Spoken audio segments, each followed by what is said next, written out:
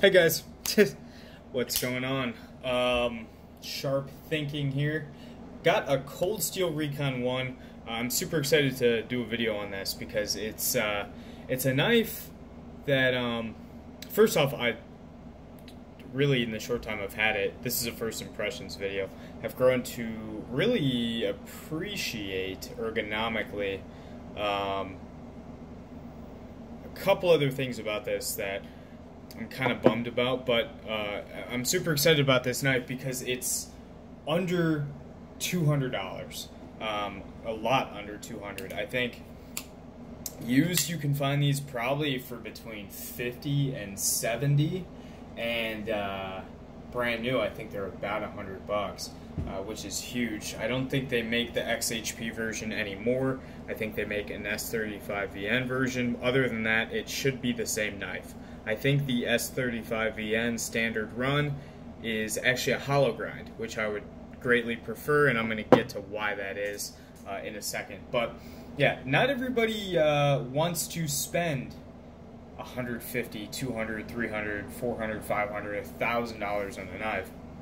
I'm not covering really any knives that are $1,000, but for the most part, my collection is kind of, I guess, what I consider to be mid-range knives. And what some people would consider to be a little out of their budget, just not that they couldn't afford them, just maybe they don't really feel like spending the money, which I get. I mean, some of these knives, you know, you could get a used Glock for the price of this knife. And I mean, if you're more of a gun guy than a knife guy, maybe that's what you want to do.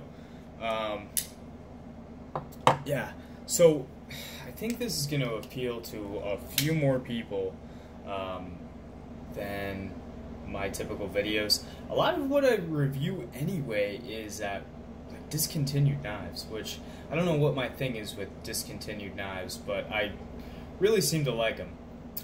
Yeah, so this is a cold steel Recon 1, XHP blade, brown G10 handle, flat ground, 4-inch blade. Here, real quick, I'm going to do some size comparisons. Real big knife. This is a Spyderco military.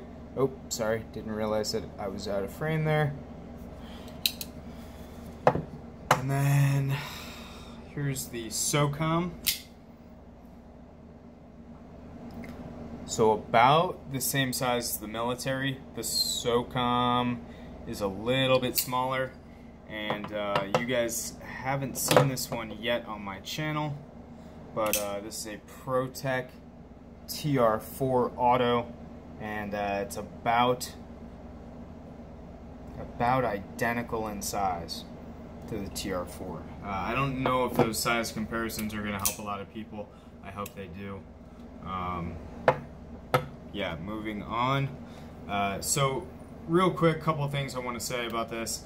I believe all of the OD green and brown G10 handles are flat ground. If you're into super high cutting performance, or not even super high, just relatively high cutting performance in knives like I am, this is going to be a problem.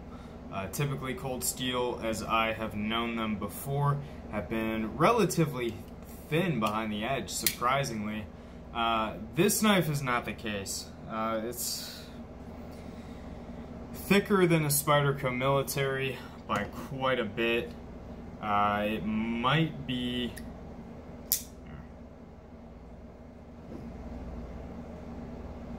the same thickness as my Rick Hinderer XM18. For those of you that didn't see the video of me cutting rope with this, it was painful. Yes, jimping played a role in that, ergonomics played a role in that, but the amount of force I had to exert on the rope in order to make that cut was absurd. It really was. In fact, I'm going to have to retest the knife with gloves on. This knife has not yet been reprofiled, and I started doing it. I already formed a burr on this side, but it looks like I'm going to have to take a fair bit of steel off on this knife in order to get it to a probably around, I want to try this knife at 15 degrees per side. I think that would be really really cool. But It might look goofy with an edge like that, so maybe I won't do that. Maybe I'll do 17 or 18 degrees per side. Don't know. First thing I noticed about this, ergonomics actually feel really nice. Very, very nice. I was honestly a little surprised. Normally with finger grooves, it's kind of hit or miss. Finger grooves are good. Okay, how do I say this? If finger grooves are good, they're great. But if they're okay, they're bad.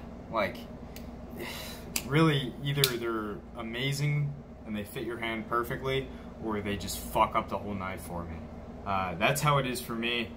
I'm really actually kind of worried about this TR4 because they just kind of feel okay at best. So, don't know if I'm gonna like it, but on this knife, I really love the finger choils. What's next? Clip. Clip is fine. Put it in my pocket a couple times. Not bad. Action. Pretty good.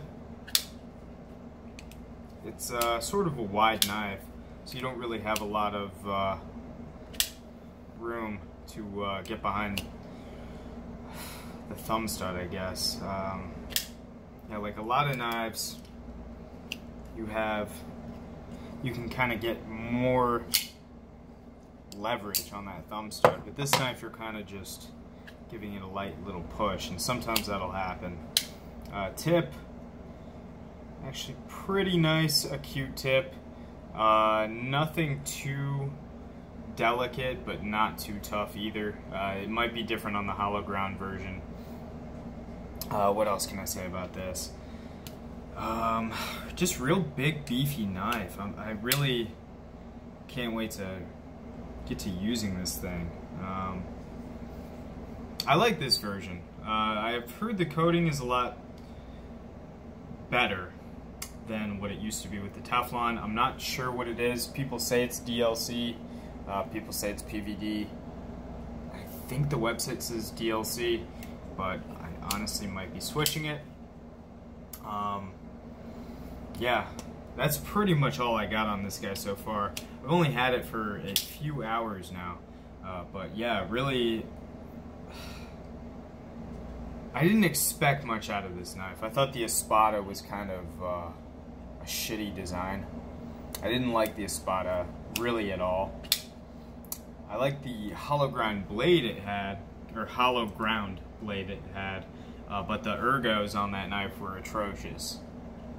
I don't know what creature that handle was designed for, but it certainly is not me. So yeah, guys, hope you enjoyed the first impressions, and I'll see you in the next video.